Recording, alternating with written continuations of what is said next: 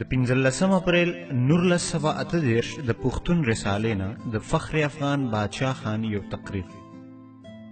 د خدایي خدمتګارانو تحریک ولی جاری شوی دی؟ زما خوږو پښتنو ورونو، ما همیشه په خپلو تقریرونو کې تاسو ته د خدایي خدمتګارۍ د تحریک اصلي مقاصد په واضحه الفاظو کې بیان کړي دي. څه خبرې مې پټې پرېښې نه دي، ولې بیا هم کیدای شي چې زما ځینې ورونه داسې هم وي چې هغوی ته زما تقریر اورېدو موقع په لاس ورغلی نه وي، یا یې تقریرونه اورېدلي نه وي، او یا یې ښه په مطلب پوه شوي نه وي، او یا پوه شوي هم وي خو د اخوا دیخوا خبرو په اورېدو سره یې په زړه کې څه شکونه پیدا شوي وي. نو زه خپل اخبار پښتون په ذریعه یو ځل بیا په صافو صافو لفظونو کې د خپل جاری کړي تحریک خدایي خدمتګارۍ د نصف العین په حقله یو څو خبرې کول غواړم، او په دې خبرو تاسو پوهول غواړم چې دا تحریک د څه غرض دپاره شروع شوی دی، فایده به یې څه وي او خیر به یې چاته وي. زما خوږو ورونو، د خدای پاک داسې یو نظام دی، د قدرت یو عام قانون دی چې د کوم وخت نه یې دا دنیا پیدا کړې ده او د آدم علیه السلام اولاد یې په دنیا کې خور کړی دی، نو د دنیا د بیلې بیلې حصې اوسیدونکي یې په بیل بیل قام مشهور کړي دي، او هر یو قام ته یې د ځمکې یوه حصه یا ملک ورکړی دی. د څه دپاره؟ د دې دپاره چې هر یو قام په خپل ملک کې آباد وي او د خپل ژوند ضروریات د هغې خپل ملک نه پوره کړي، او هر یو قوم د دغې خپل ملک اختیارمند او واکدار وي. نو موږ چې څه وخت د قدرت د عامې قاعدې ته وکتل، نو ومولیدل چې په موجوده دنیا کې څومره قامونه اوسي او د هر یو قام ځان له یو ملک په قبضه کې دی. هر یو قام د خپل ملک مالک دی، د هر یو ملک په حاصلات او آمدنۍ د هغې خپل قام بال بچ آباد او خوشحاله وي. نو بیا چې مو خپل ملک ته وکتل او پښتون قام ته مو نظر وکړو، نو حیران پاتې شو چې آخر څه وجه کیدی شي چې د 20مې صدۍ په دې ترقي موندلې دنیا کې پښتون قام لا هغسې بې علمه او جاهل دی، بې کسبه او بې هنر دی، بې وسه او بې کسه دی، خوار او ذلیل دی، بربنډ او اوږې دی. بلې مونږ قام نه یو، یا مونږ لا خدای ملک نه دی راکړی؟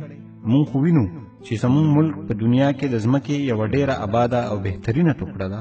تاسو په خپله ورته نظر وکړئ. زمونږ ملک یو جنت نه دی؟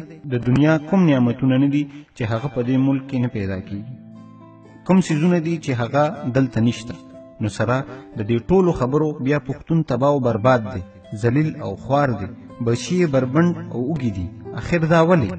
نورونو، خبره دا ده چې بېشکه ملک خو مو شته، ولې اختیار مو پکې نشته. قام خو یو، خو غلامان یو. نعمتونه خو هر څه زمونږ په ملک کې پیدا کیږي، خو فایده یې بل یو قام ته رسي. ملک زمونږ دی، مزې پرې نور کوي. دغه وجه ده چې د دنیا نور قامونه ترقي کوي او پښتون ورځ په ورځ د تباهۍ غار ته پریوزي. دغه سبب دی چې پښتون وږی، بربنډ او جاهل دی. نو لنډه نتیجه دا وخته چې تر څو د دې خپل ملک اختیار د پښتون په لاس را نشي، نو تر هغې وخت پښتون ترقي کولی نشي. تر څو چې پښتون آزاد شوی نه وي، نو دا حال ښه کیدی نشي. تر څو چې پښتون د غلامۍ توق له غاړې نه یي ایستی، پښتون د دې دنیا د نورو قامونو د سیالۍ لایق کیدی نشي. نو اوس په دې خبره غور کول پکار دي چې آخر دا ملک د پښتون د لاس نه ولې تللی دی، او پښتون په څه خبره د نورو قومونو نه کمزوری دی.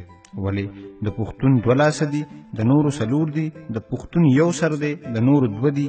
نه، پښتون په هیڅ خبره د چانه کم نه دی، بلکې پښتون د هر چانه بهادر دی، ډېر زړور دی، اخلاصمند او مهمان نواز دی، خو سره د دې صفتونو بیا ولې غلام دی؟ نورونو، تاسو ځان پوهه کړئ، د دې نور هیڅ وجه نه ده، صرف دا یوه وجه ده چې د پښتون کور وران دی، د پښتون اواز یو نه دی. په دې کې پرې جنبې دي، په دې کې بدنیتۍ دي، تربګنۍ دي، په دې کې بغض، کینې او خودغرضۍ دي. که 2 پیسې ذاتي فایده مومي، نو په قام څه کار نه لري، نه اسلام په کار وي، نه د ملک د فایدې څه خیال ساتي. هر څه دې په سین لاهو شي، خو د پیسې فایده دې وشي. بیا هم عام پښتانه دومره ګرم نه دي، نه غریب خلک دومره قصوروار دي. که څه خرابي ده او نقصانونه دي، نو په خاصو خلکو کې دي.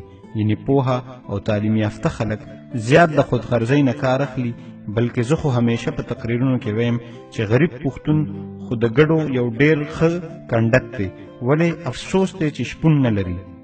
دا ګډې خو هر چا ته راغونډېږي په دې تمه چې دا به زموږ شپون وي او موږ به شرمخانو نه بچ کوي، ولې چاته چې راغونډ شي هم هغه د بډې نه چاړه راوباسي او د دوی مرۍ پرې پرې کړي. لنډه دا چې څه وخت موږ د پښتون په دې خراب حال نظر وکړو نو په دې نتیجه ورسو چې تر څو د پښتنو نه د دې خرابو خصلتونو د ایستو کوشش ونه کړی شي، دا خودغرضي، بې اتفاقي، پرې جنبې او تربګنۍ د ده نه ورکې نه کړی شي، نو دی هرګز ترقي نشي کولی.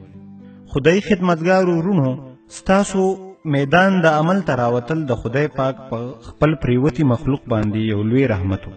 تاسو په خپله بې نظیره بهادرۍ سره دنیا ته وښودله چې د غلامانو په دې بدنامه دنیا هندوستان کې اوس هم داسې زلمي موجود دي چې د وطن په عزت باندې خپل مال او سر قربانولو سبب د فخر ګڼي. خپل ځان ورکول غواړي خو د وطن بې عزتي او ذلت خوښولو ته تیار نه دي. نن د دنیا په ګوټ ګوټ کې د خدای خدمتګارو نوم په ډیر عزت سره اخیستی شي او ستاسو په برکت د سرحد پښتونخوا ځمکه د ایمان او د غیرت یوه ټوکړه شمارلی شي. د هندوستان په نورو صوبو کې هم داسې زلمي شته چې د ملک په محبت کې هر یو تکلیف تیرولو ته تیار دي، ولې د تیرو 2 جنګونو د ازادۍ په ورځو کې چې کومې سختې او مصیبتونه تاسو تیر کړي دي د هغې لسمه حصه هم بلې صوبې تیره کړې نه ده. همدغه وجه ده چې کوم اصلاحات او اختیارات د حکومت نور هندوستان په 50 کاله کې حاصل کړي دي، تاسو په 1-2 کاله کې دننه حاصل کړو. تاسو ته په دې زرینو کارنامو چې څومره مبارکي درکړې شي کمه ده، خو ولې نن یو سوال پیدا کیږي چې ولې ستاسو کار پوره شو او بس تاسو به نور څه تکلیف نه تیروئ، کامیابي حاصله شوه؟ افسوس چې د دې جواب ډیر تریخ دی. زمونږ خوږ وطن لا هغسې غلام دی، په مونږ لا هغسې د اجنبي حکومت پنجه پرته ده.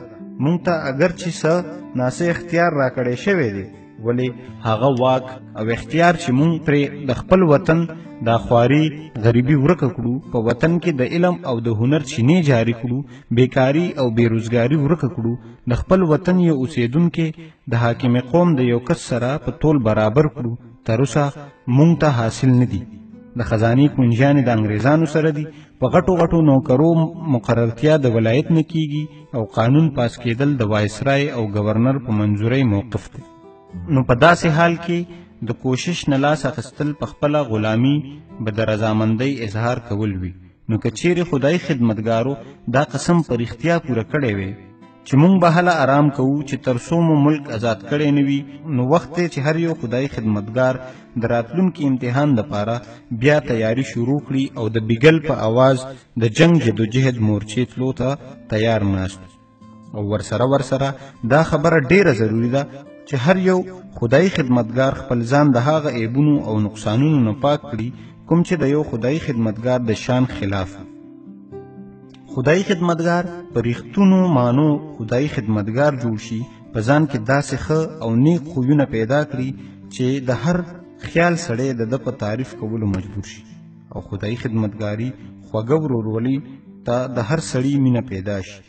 زمونږ ډیر خدای خدمتګارونه چې د قومي خدمت په وجه یې څه عزت پیدا شوی وي، ځان د عامو خلکو نه ډیر زیات ګڼي، د غرور او تکبر سلوک کوي.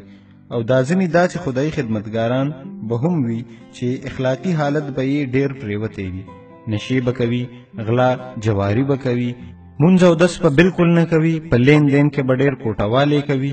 د داسې ورونو په خدمت کې عرض دی چې د خدای دپاره خپل ناکاره خویونه دې بدل کړي، د هر ناکاره عمل نه دې تایب شي، د خدای د مخلوق سره دې په مینه محبت سره سلوک ساتي، او که بدقسمتۍ نه دا بد عادتونه نشي پرېښودی، نو بهتره خبره دا ده چې د خدای خدمتګارۍ نه دې ځان جدا کړي او د الله پاک په مخ کې ځان د بدنامۍ نه بچ کړي.